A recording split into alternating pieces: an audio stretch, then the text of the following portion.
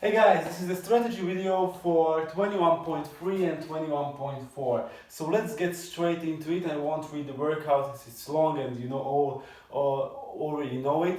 I will get straight into my tips and tricks for this workout.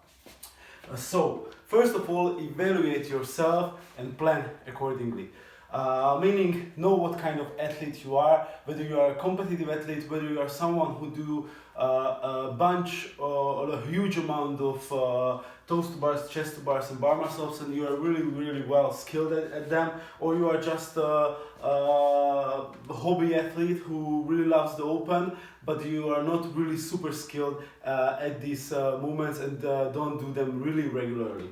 According to that, if you are a competitive athlete who wants to get a very good time, you will go sub 10, and I would recommend going really smooth through it, but not breaking too much. If breaking for a short time and having really conscious breaks in it. For the most of us who want to finish between 10 and 15 minutes, we will have to be really conscious about our breaks, and I would recommend breaking really early and often. As for the last group of athletes who are probably gonna be around the 15-minute mark and or maybe finishing on the bar muscle-ups because the skill is not so high yet, the recommendation is the same as the second group, so breaking early and often and really planning out those breaks. So this video is gonna be especially about the breaks and the rest in the breaks. So first of all, how to break. Do smart breaks. Smart breaks meaning, as for the thrusters and front squats, do breaks of 9, 6 or maybe 6, 5 and 4. And as for the toes to bars, chest to bars, I recommend maybe 3 strategies: 18, 12, 12, 10, 8 or 8, 7, 6, 5, 4. As you can see, it's always ascending reps by not too much. Meaning, if you don't want to burn out in the first big set, so that doing 15 reps and then not being able to do 10 in the next one or maybe even 5, it's not very smart. Mentally, it will help us to do, for example, 6 and then less, but just by a very little 5 and then finish off with 4. Mentally, you will be able to force yourself to pick up that barbell because you know it's less and you know that you can do that amount.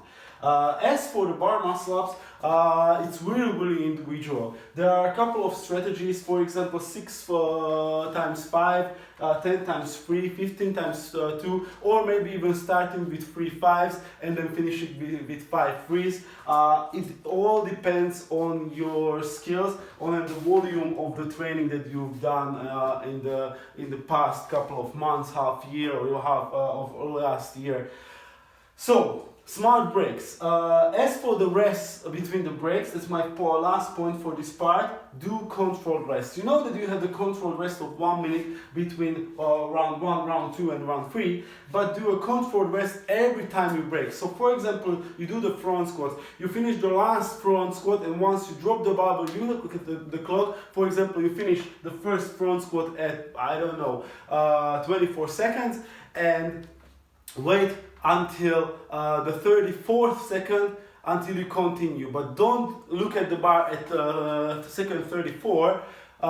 Wait 30 seconds, 31, 32, bend over, 33, break it up, 34, you are already doing the rep. It's the same for the chest to bars. If you break them, for example, to 12, 10, 8, then do the 12. Look at the clock or tell your coach or helper, judge, whoever is helping you with this workout to measure the time and tell you, count it out, that once you drop from the pull-up bar, he starts counting 1 and 2 and 3 and 4, and at 8 you get ready, at 9 you jump up, at 10 you are already working. With this, you will keep your heart rate much lower, you won't accumulate so much lactate, and you won't burn out towards the end of the workout for the much needed muscle ups. You need motor skills, and if you are really firing, they are not going to work as nicely as in a regular workout when you are not as tired, because we are doing really tired muscle ups today. And the other thing is, you will need energy for the second part as well. We don't want to burn out for that neither. The maximum amount of time that I want you to rest in these is up to 15 seconds. Resting less than 10 and more than 15 is not very smart. Less than 10 makes you wonder whether you needed to break it for any way. Or just continue, and resting more than 15 is just resting too much and wasting time. As for the muscle ups, I would recommend not doing measured rest but measured work, meaning do a certain amount of work every 30 seconds. For example, you finish your last front squats at 8:20, you walk onto the bar, you start at 8:30 the first muscle ups. You do 5 muscle ups. It would take about 10 to 15 seconds. You jump down and you wait until the 30 seconds. So the next set you will do at 9, the next set at 9:30, the next set at 10. You can start, for example, with 5 and then skip to 4s when you are getting more tired and you are maybe close to missing one. Then go to 3s and 2s and 1s. And maybe even for somebody who is just trying the 1s, don't try them too often. Maybe try one every 30 seconds.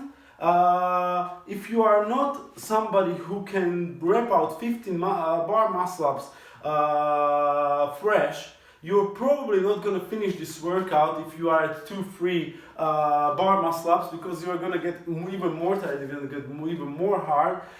So I would recommend being very conscious about it. So my biggest takeaway from this is do smart breaks and do controlled rests. Once you finish the muscle ups, if you finish the muscle ups and you go to the thrusters, think about whether it's worth going too hard on the thrusters. If you go too hard on the thrusters, it might mean that it will destroy your second part. So if you have enough time, I would still recommend maybe going 9 and 6 or 6-5-4 and not really bashing out those 15s and then being that for 3 minutes on the ground. So once you finish this part, whether it's in a time or a time cap, you have 7 minutes for the second part. In the pre-workout warm-up, I would recommend going up to around 80 to 85% of your max clean and jerk in this complex. So try the complex, do a deadlift, touch and go clean. When you are here, go for the squat or hang clean and then jerk it out. I would recommend probably doing a power clean the first one, probably squat clean the second one, and then split jerk in the warm-up as well, so that you are ready. If you always push jerk, it's okay to push jerk. Go up to 80-85% of your 1 rep clean and jerk, which is probably going to be the weight that you are going to be working, that you might strive for in this workout. So for example, if your clean and jerk is 120, you will probably want to go up to around 100, 105, something like that. And going back to the workout, so now you finish the first part, you are dead, you are resting. In the first 3 minutes, I want you to do a clean, probably a full squat clean would be nice, and a jerk in the first 3 minutes with 80% of whatever you did in the warm-up. So in the warm-up you did 100 kilos, do a 80 kilo to fire your central nervous system to get your body ready for the heavy weight, because we went really pretty light in the first one and we don't want to go close to PRs straight away. So your job for the first 3 minutes is doing a clean and jerk, not the full complex, at 80%.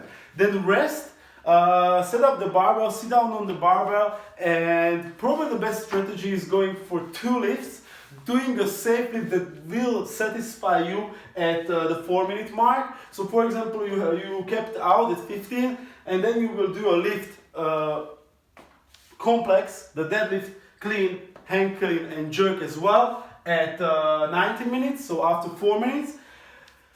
Whether you missed it and you're going to repeat it, or you hit it and you're going to put on it on, you feel like that was too much and you're going to lower the weight, I don't want you to rush to the next rep. I would like you to wait out, rest again, sit down, and start the complex at the very last couple of seconds, because this year or in this complex it is allowed to start the work before the end of the time cap and finish after the end of the time cap. So for example, you have time until 22, you start 21:59 with the first deadlift and you continue after the time cap. It's absolutely okay. So one more time to recap,